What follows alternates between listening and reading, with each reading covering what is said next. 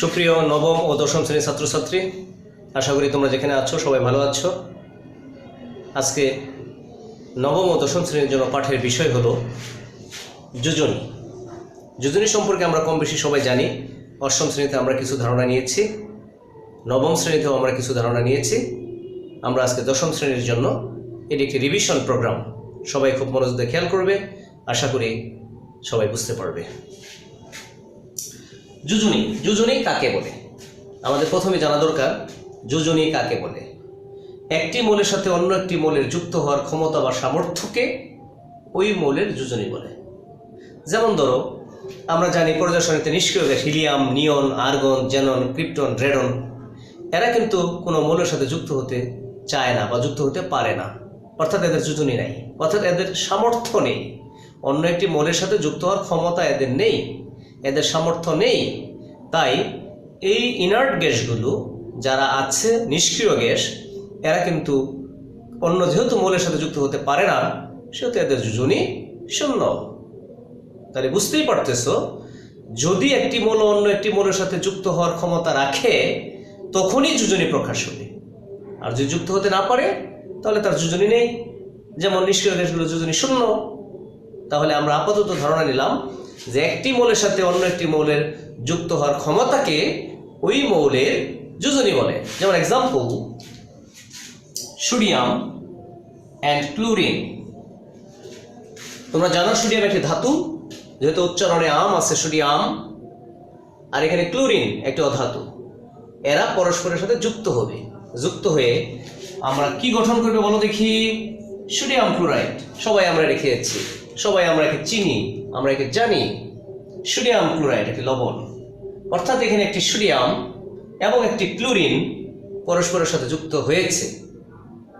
অতএব এখানে অবশ্যই সোডিয়ামের যোজনী আছে, ক্লোরিনেরও যোজনী আছে। যেহেতু এরা পরস্পরের সাথে যুক্ত হওয়ার ক্ষমতা আছে বা যুক্ত হয়েছে, সেহেতু সোডিয়ামেরও যোজনী আছে, ক্লোরিনেরও যোজনী রয়েছে। তাহলে এই যে একটি মৌল আরেকটি মৌলের সাথে যুক্ত হলো, এই যুক্ত হওয়ার ক্ষমতাকেই ওই মৌলের যোজনী বলে। তাহলে আমরা প্রিলিমিনারি শুধু বুঝলাম যে যোজনী কাকে বলে। এখন পরবর্তী কোশ্চেন হলো, কার যোজনী কত হবে এটা কি বুঝবো কিভাবে? এই কার যোজনী কত হবে এটা নিয়ে কয়েকটা কনসেপ্ট আছে, ধারণা আছে। তা আমরা ধীরে ধীরে এক একটা কনসেপ্ট আলোচনা করব। প্রথমেই একটি কনসেপ্ট যোজনী সম্পর্কে, যে একটি মৌল যতটি হাইড্রোজেন অথবা যতটি ক্লোরিন বা এর সমতুল্য কোনো মৌলের সাথে যুক্ত হতে পারে, তার সংখ্যাকে ওই মৌলের যোজনী বলে। আমি আবারও বলছি, একটি মৌল যতটি হাইড্রোজেন অথবা যতটি ক্লোরিনের সাথে যুক্ত হতে পারে তাকে ওই মৌলের যোজনী বলে। For example, carbon CH4। দেখো এখানে একটি কার্বন চারটি হাইড্রোজেনের সাথে যুক্ত হয়েছে, অতএব কার্বন এর যোজনী 4। যেহেতু একটি কার্বন চারটি হাইড্রোজেনের সাথে যুক্ত হয়েছে, সেহেতু কার্বনের যোজনী 4। অন্যদিকে CCl4, কার্বন টেট্রাক্লোরাইড, একটি কার্বন চারটি ক্লোরিনের সাথে যুক্ত হয়েছে, এখানেও কার্বনের যোজনী 4। অর্থাৎ একটি মৌল যতটি হাইড্রোজেন অথবা যতটি ক্লোরিনের সাথে যুক্ত হতে পারে তার যোজনী তত। নেক্সট দেখো, একটু আগে দেখালাম একটি যৌগ সোডিয়াম ক্লোরাইড। যেহেতু একটি সোডিয়াম একটি ক্লোরিনের সাথে যুক্ত হয়েছে, সেহেতু সোডিয়াম এর যোজনী 1। সোডিয়ামের যোজনী 1। যেহেতু একটি সোডিয়াম একটি ক্লোরিনের সাথে যুক্ত হয়েছে, সেহেতু সোডিয়ামের যোজনী 1। এভাবে আমরা মৌলগুলোর যোজনী বের করতে পারি। ফর এক্সাম্পল, ক্যালসিয়াম হাইড্রাইড, এর নাম ক্যালসিয়াম হাইড্রাইড, অর্থাৎ একটি ক্যালসিয়াম দুইটি হাইড্রোজেনের সাথে যুক্ত হয়েছে, সেহেতু ক্যালসিয়ামের যোজনী 2। একটি ক্যালসিয়াম দুইটি ক্লোরিনের সাথে যুক্ত হয়েছে, সেহেতু ক্যালসিয়ামের যোজনী 2। এভাবে সবগুলো মৌলের যোজনী আমরা বের করতে পারি। তাহলে দেখো এখানে যেহেতু একটি ক্যালসিয়াম দুইটি হাইড্রোজেনের সাথে যুক্ত হওয়ার ক্ষমতা রয়েছে, এখানে একটি ক্যালসিয়াম দুইটি ক্লোরিনের সাথে যুক্ত হওয়ার ক্ষমতা রয়েছে, সেহেতু এই ক্ষমতাকেই ওই মৌলের যোজনী বলে। নেক্সট আমরা বললাম একটি মৌল যতটি হাইড্রোজেন অথবা যতটি ক্লোরিনের সাথে যুক্ত হবে সেই সংখ্যাকে ওই মৌলের যোজনী বলে। আমার মনে হয় তোমরা যোজনীর প্রিলিমিনারি কনসেপ্ট যেটা সেটা বুঝতে পেরেছ। নেক্সট দেখো আরেকটি কনসেপ্ট ধারণা, সেটি হলো কোন ধাতুর সর্ববহিঃস্থ স্তরে যতটি ইলেকট্রন থাকবে, কোন ধাতুর সর্ববহিঃস্থ স্তরে যতটি ইলেকট্রন থাকবে তাই সেই ধাতুর যোজনী নির্দেশ করে। যেমন এক্সাম্পল সোডিয়াম, পারমাণবিক সংখ্যা তোমরা জানো 11, 1s2, 2s2, 2p6, last one 3s1। দেখো এখানে সোডিয়ামের সর্ববহিঃস্থ স্তরে একটি ইলেকট্রন রয়েছে, অতএব সোডিয়াম এর যোজনী 1। অর্থাৎ প্রিভিয়াসে যে থিওরি আমি পড়েছিলাম, একটু আগে যে থিওরিটা আমরা বললাম, সেখানেও কিন্তু আমরা সোডিয়ামের যোজনী একই দেখেছি। এখন যে কনসেপ্ট আমরা বলতেছি যে কোনো ধাতুর সর্ববহিঃস্থ স্তরে যতটি ইলেকট্রন থাকবে তাই সেই মৌলের যোজনী নির্দেশ করে। ফর এক্সাম্পল সোডিয়ামের সর্ববহিঃস্থ স্তরে একটি ইলেকট্রন রয়েছে, অতএব সোডিয়ামের যোজনী হলো 1। নেক্সট দেখো calcium 20, 1s2, 2s2, 2p6, 3s2, 3p6, 4s2। অর্থাৎ দেখো ক্যালসিয়ামের সর্ববহিঃস্থ স্তরে 2টি ইলেকট্রন রয়েছে, অতএব ক্যালসিয়াম এর যোজনী 2। অর্থাৎ ক্যালসিয়ামের সর্ববহিঃস্থ স্তরে 2টি ইলেকট্রন রয়েছে তাই ক্যালসিয়ামের যোজনী 2। অর্থাৎ পূর্বে যে কনসেপ্ট আমরা দিয়েছিলাম সেখানেও কিন্তু আমরা ক্যালসিয়ামের যোজনী 2 পেয়েছি। এই কনসেপ্টটাও আমরা সবাই বুঝতে পেরেছি। অর্থাৎ ধাতুদের সর্ববহিঃস্থ স্তরে যতটি ইলেকট্রন থাকবে সেটি ওই ধাতুর যোজনী নির্দেশ করবে। এখন দেখো এটা তো ধাতুদের ক্ষেত্রে যোজনী বললাম, অধাতুর ক্ষেত্রে এই কনসেপ্টটা কি?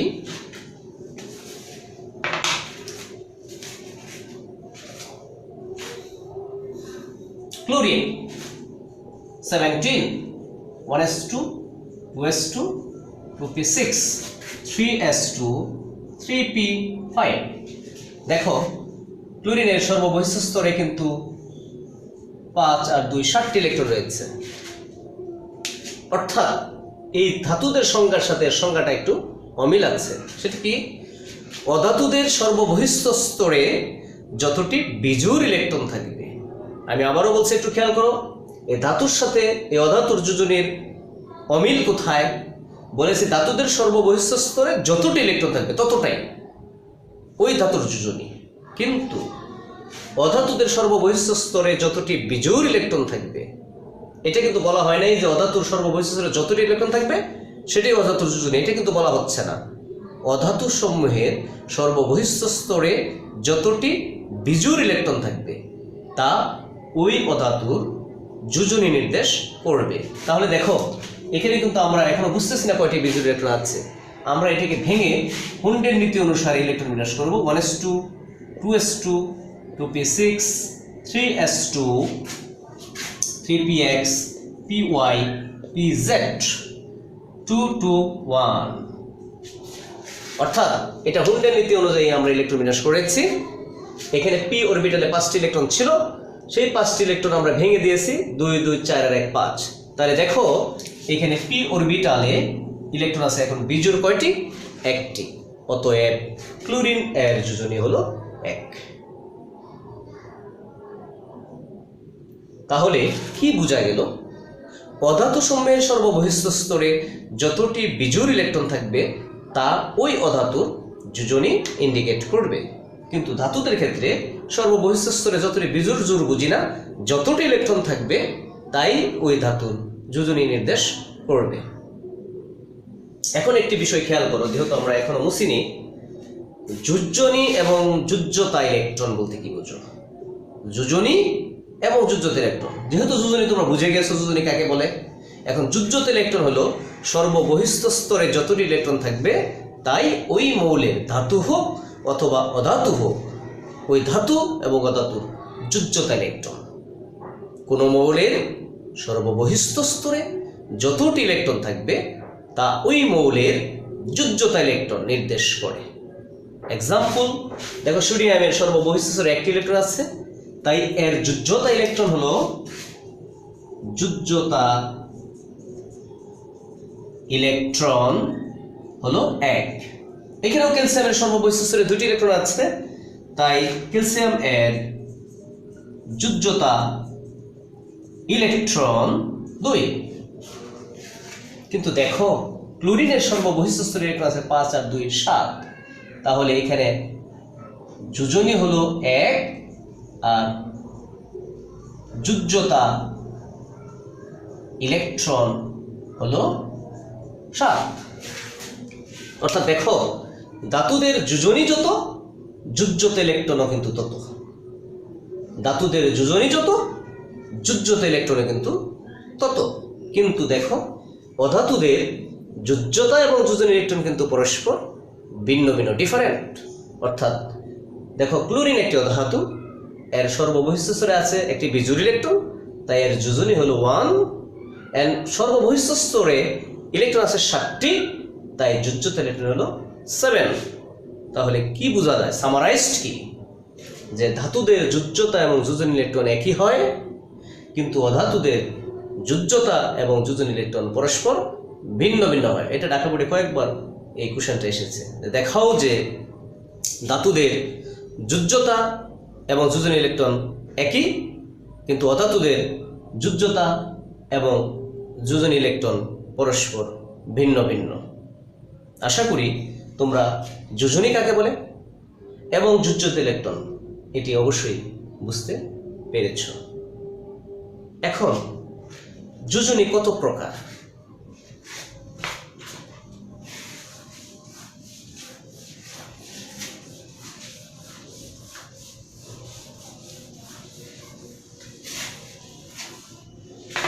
যোজনী নাম্বার 1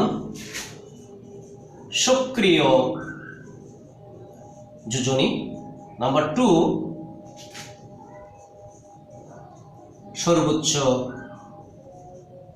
যোজনী, নাম্বার 3 সুপ্ত যোজনী। এখন সক্রিয় যোজনী কাকে বলে, সর্বোচ্চ যোজনী কাকে বলে, সুপ্ত যোজনী কাকে বলে? তোমরা জানো যোজনীর ইংরেজি হলো ব্যালেন্সি। যেহেতু বলছে সক্রিয় মানে অ্যাক্টিভ আছে, অর্থাৎ যৌগের ভিতরে যে যোজনীটা অ্যাক্টিভ আছে, সক্রিয় আছে, তাকে বলা হয় সক্রিয়, ওই মৌলের সক্রিয় যোজনী। আমি আবারও বলছি, নাম দেখেই বোঝা যাচ্ছে সক্রিয় মানে অ্যাক্টিভ। আমরা মাঝে মাঝে বলি ফেসবুকে অ্যাক্টিভ আছে, আমরা সাধারণত সবুজ বাতি জ্বলতে দেখি। এরকম যৌগের ভিতরে মৌলের যে যোজনীটা অ্যাক্টিভ আছে, সক্রিয় আছে, তাকে বলা হয় সক্রিয় যোজনী। যেমন এক্সাম্পল CH4, দেখো এখানে কার্বনের যোজনী হলো 4, সেহেতু কার্বনের এখানে 4 যোজনী অ্যাক্টিভ আছে, সেহেতু এখানে কার্বনের সক্রিয় যোজনী হলো 4। আবার এখানে হাইড্রোজেনের যোজনী আছে, তোমরা জানো 1, অর্থাৎ হাইড্রোজেনের যোজনী 1 সক্রিয় আছে, তাই এখানে হাইড্রোজেনের সক্রিয় যোজনী হলো 1। এক্সাম্পল FeCl2, দেখো এখানে আয়রনের যোজনী 2 সক্রিয় আছে, তাই এখানে আয়রনের সক্রিয় যোজনী হলো 2। অর্থাৎ যৌগের ভিতরে যে যোজনীটা ব্যবহৃত হয়েছে, সক্রিয় আছে, তাকে বলা হয় ওই মৌলের সক্রিয় যোজনী। যেমন এখানে লোহা আয়রনে 2 যোজনী ব্যবহৃত হয়েছে, সক্রিয় আছে, তাই অবশ্যই আয়রনের সক্রিয় যোজনী হলো 2। কার্বনের এখানে 4 যোজনী ব্যবহৃত হয়েছে, সক্রিয় আছে, এই জন্য অবশ্যই কার্বনের সক্রিয় যোজনী হলো 4। এখন সর্বোচ্চ যোজনী, তোমরা জানো অনেক মৌলের একাধিক যোজনী রয়েছে, যাদেরকে বলা হয় পরিবর্তনশীল যোজনী। যেমন কার্বনের যোজনী 2 and 4 হয়, আমরা জানি। আয়রনের যোজনী 2 এবং 3 হয়, ঠিক এরকম আমরা জানি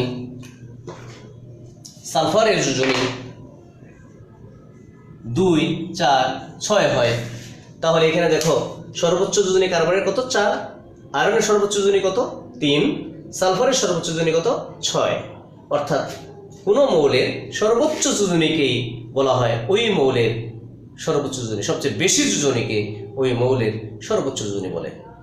অর্থাৎ কোনো মৌলের একাধিক যোজনীর মধ্যে যে যোজনী বেশি সেই যোজনীকে ওই মৌলের সর্বোচ্চ যোজনী বলে।